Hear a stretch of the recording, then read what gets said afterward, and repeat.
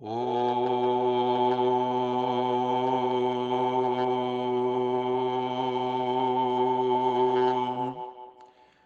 शांति।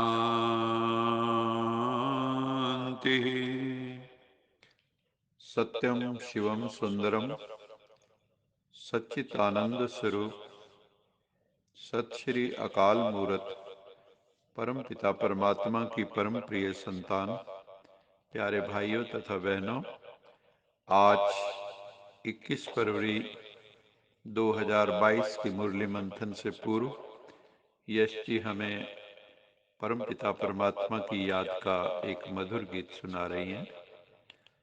चलो हम सब सुनते हैं। ओम शांति। चरणों में जगह मांगी थी, हमें दिल में बसा लिया। थे एक नजर के प्यासे, नजरों में समा लिया। आपका शुक्रिया, आपका शुक्रिया। वरदान भरी दृष्टि से हमें बनाया त्रिकालदर्शी। जन्मों की पुण्य फले हैं, प्रभु दया है इतनी बरसी। पलकों से उठा कर मोती आँखों का बना लिया। थे एक नजर के प्यासे, नजरों में समा लिया। आपका शुक्रिया, आपका शुक्रिया। खुशियों के पंख लगाकर जी करता है उड़ जाऊं। प्रभु प्रेम के बादल बनकर हर मन की प्यास बुझाऊं। सत्कर्मों की सरगम में गुन गाना सिखा दिया। थे एक नजर के प्यासे, नजरों में समा लिया। आपका शुक्रिया, आपका शुक्रिया, शुक्रिया, शुक्रिया। आज की मुरली का सार है, बाबा कहते हैं मीठे बच्चे, परम पिता परमात्मा जो शिव हैं, बाबा अपना परिचय दे रहे हैं। वो अशरीरी हैं, बॉडीलेस हैं, इनकॉर्पोरियल हैं। उनका कोई 5 तत्वों का बना हुआ पंच भौतिक शरीर नहीं है। भगवान का कोई भौतिक शरीर नहीं है। भगवान कोई मनुष्य नहीं हो सकता है। इसलिए उसकी यादगार मंदिरों के अंदर या शिवालों में शिवलिंग के रूप में है, ज्योतिर्लिंगम शिव के रूप में है। वो निराकार का ही प्रतीक है। परम पिता परमात्मा हम बच्चों को कहते हैं, बच्चे तुम भी शिव बाबा की तरह अशरीरी बनो। शरीर होते भी अशरीरी, देह होते भी विदेही। तो हमें अशरीरी बनने का अभ्यास करना है, सोल कॉन्शियस बनने का अभ्यास करना है। देह में रहते देह से परे आत्मा की अनुभूति करनी है, सोल वर्ल्ड की अनुभूति करनी है। तभी बाबा कहते हैं आप मेरे साथ परम धाम वापस घर चल सकेंगे। हमें सोल कॉन्शियस बनना है और अशरीरी बनने का खूब अभ्यास करना है। इनकॉर्पोरियल स्टेज में जाना है, बॉडीलेस स्टेज में जाना है। शिव पिता का जो है सबसे इम्पोर्टेंट फरमान है कि बच्चे इस देह को भूलना है, इसको भूल अपने को आत्मा निश्चय करो तो शिव बाबा की याद ऑटोमेटिकली रहने लगेगी। लेकिन सोल कॉन्शियस नहीं होंगे तो गॉड कॉन्शियस नहीं हो सकते। सदैव एक ही पाठ पक्का करो कि मैं आत्मा निराकारी दुनिया की रहने वाली हूँ, जो इन कारपोरियल सोल वर्ल्ड है, जो सूर्य चांद सितारों से परे है। मैं आत्मा वहां से सृष्टि रूपी रंगमंच पर पार्ट बजाने आई हूँ। अगर हमें घर की याद होगी, स्वरूप की याद होगी, स्वदेश की याद होगी, तो हमारा जो बॉडी कॉन्शियस है, जो देह अहंकार है, वो खत्म हो जाएगा। बुद्धि में किसी भी देहधारी की याद ना आए तो हम निरंतर योगी बन जाते हैं। ज्ञान में सबसे बड़ी अथॉरिटी अनुभव की है। जैसे सोचते और कहते हो कि आत्मा शांत स्वरूप है, आत्मा सुख स्वरूप है, प्रेम स्वरूप है, ऐसे एक एक गुण व एक एक शक्ति की अनुभूति करो। कभी शांत स्वरूप में चले जाओ, कभी प्रेम स्वरूप में चले जाओ, तो सारी दुनिया को अपने आगोश में ले लो। जब शांत स्वरूप में जाओ तो एक भी लहर संकल्प की ना उठे। ऐसी हमें साधना करनी है। तो बाबा कहते हैं एक एक गुण, एक एक शक्ति, उसकी अनुभूति करो। जैसे शक्ति की बात हो रही, सहन शक्ति है जैसे, तो कोई परिस्थिति आए जहां सहन शक्ति की जरूरत है, तो वहां हम उसको प्रयोग करके उसका अनुभव करें। अगर हमें उस समय उत्तेजना हो गई, हम सहन नहीं कर सके, तो उसकी अनुभूति नहीं हुए हमें। तो बाबा कहते हैं जो भी गुण हैं, शक्तियां हैं, उसकी अनुभूति करो और उन अनुभवों में खो जाओ। एक एक गुण को पकड़ो और उसका अनुभव करो। जब कहते हो शांत स्वरूप, तो स्वरूप में स्वयं को, दूसरे को शांति की अनुभूति हो। आपके पास कोई आए तो उसको शांति की वाइब्रेशन आपसे मिले और उसका लगे कि मन जो मेरा बहुत अशांत था, यहाँ आते ही मेरा मन शांत हो गया है, क्योंकि शांति की वाइब्रेशंस मिल गई हैं। शक्तियों का वर्णन करते हो, लेकिन शक्ति व गुण समय पर अनुभव में आए। कई बार वक्त निकल जाता है, बाद में हमें लगता है कि इस शक्ति की जरूरत थी, लेकिन मैंने वो यूज नहीं की, तो हम हार खा लेते हैं।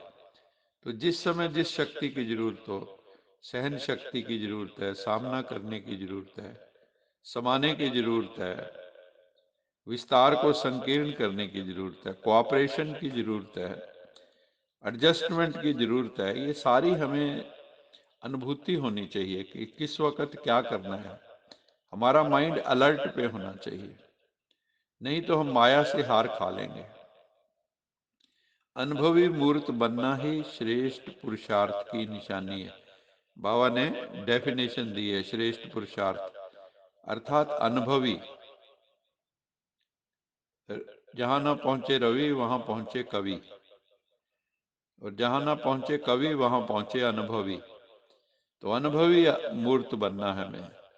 तो अपने अनुभवों को हमें बढ़ाना है, अनुभव स्वरूप बनना है, अनुभूति स्वरूप बनना है। तो बाबा कहते हैं अनुभव मूर्त बनो। जैसे हम कहते हैं ना ओम शांति, तो ओम शांति का अर्थ क्या है?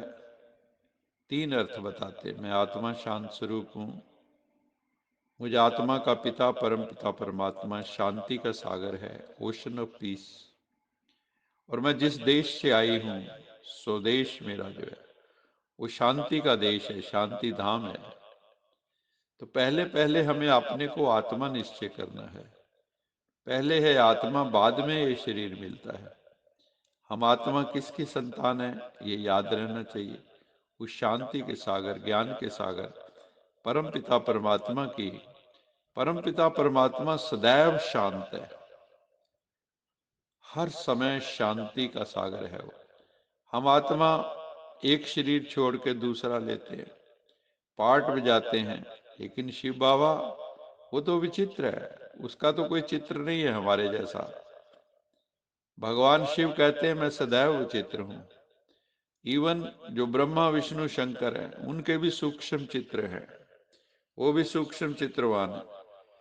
तुम आत्माएं भी मेरे साथ जब निर्वाण धाम में रहते हो तो उसमें आत्म स्वरूप में स्थित होकर रहते हो। भगवान की तो महिमा भी गाते हैं। तुम मात पिता हम बारक तेरे, तुमरी कृपा में सुख नेरे, कोई न जाने तुमरा अंत, ऊंचे ते ऊंचा भगवंत। तो उस भगवंत को हम पा गए हैं। वो जो मेरा माता पिता है, बंधु सखा है, उसी से हमें बहुत सुख मिलते हैं, उसी की याद से सुख मिलता है। तो इस समय बाबा हमें सुख दे रहा है, सुख का वर्षा, शांति का वर्षा।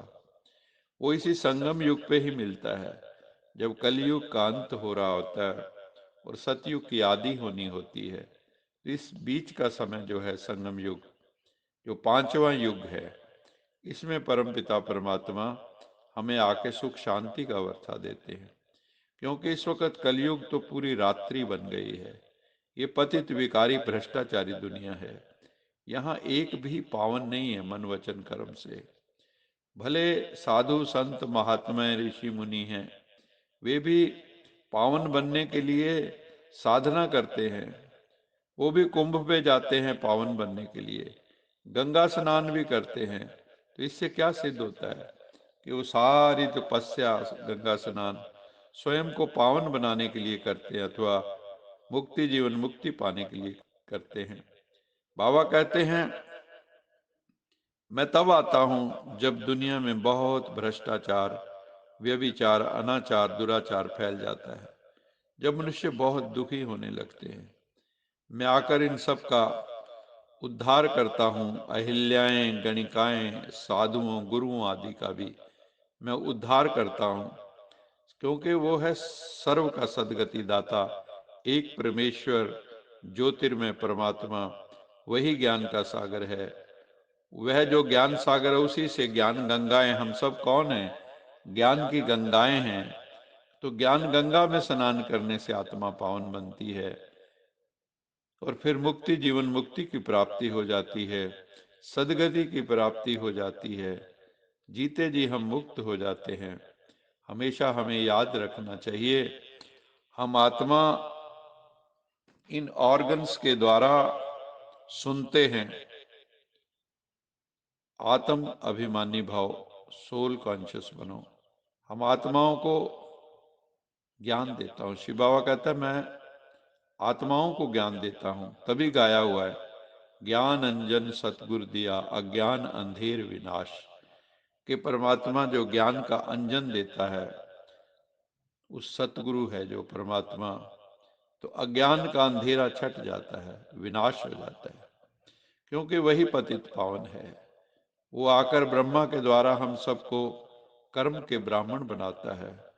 ब्राह्मण चोटी रखते हैं, अर्थात सबसे ऊंचे माने जाते हैं संसार में भी।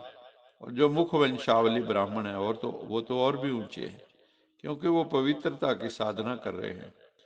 तो बाबा कहते हैं, इस नशे में रह के श्रीमत में हमें भारत को, विश्व को श्रेष्ठ श्रेष्ठ बनाने की सेवा करनी है। सबको एक परमपिता परमात्मा का संदेश देना है। पवित्र बनो, योगी बनो, अपने आप को परमपिता परमात्मा से कनेक्ट करो और मन वचन कर्म से पवित्र बनो। यही है सच्चे अर्थों में आस्तिक बनना। तो हमें खुद भी आस्तिक बनना है और अन्य आत्माओं को भी आस्तिक बनाना है। सबको परमपिता परमात्मा ज्योतिर्मय शिव से मिलाना है। आज का स्लोगन है, संपन्नता की अनुभूति द्वारा संतुष्ट आत्मा बनो। संपन्नता की अनुभूति द्वारा संतुष्ट आत्मा बनो, तो अप्राप्ति का नामो निशान नहीं रहेगा।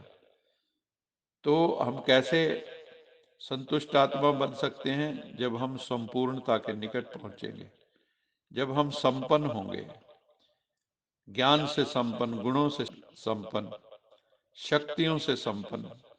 जब हम संपन्न आत्मा बनेंगे तो फिर हम संतुष्ट आत्मा भी बन जाएंगे। और संतुष्ट आत्मा जो होती है, उसके पास अप्राप्ति का नामो निशान भी नहीं रहेगा। अच्छा, मीठे मीठे सिकिलद बच्चों प्रति माता पिता बाप दादा का याद प्यार, गुड मॉर्निंग। रूहानी बाप की रूहानी बच्चों को नमस्ते। हम रूहानी बच्चों की रूहानी माता पिता बाप दादा को याद प्यार, गुड मॉर्निंग और नमस्ते। सदा रहो हंसते, कहीं नहीं फंसते, बन जाओ फरिश्ते, बांध लो अपने बसते चलो प्रभु के रास्ते। वाहेगुरु जी का खालसा वाहेगुरु जी की फतेह। बोल साचे दरबार की जय।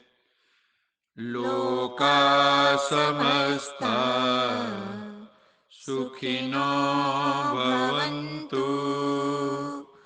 लोका समस्ता सुखिनो भवन्तु। लोका समस्ता सुखिनो भवन्तु।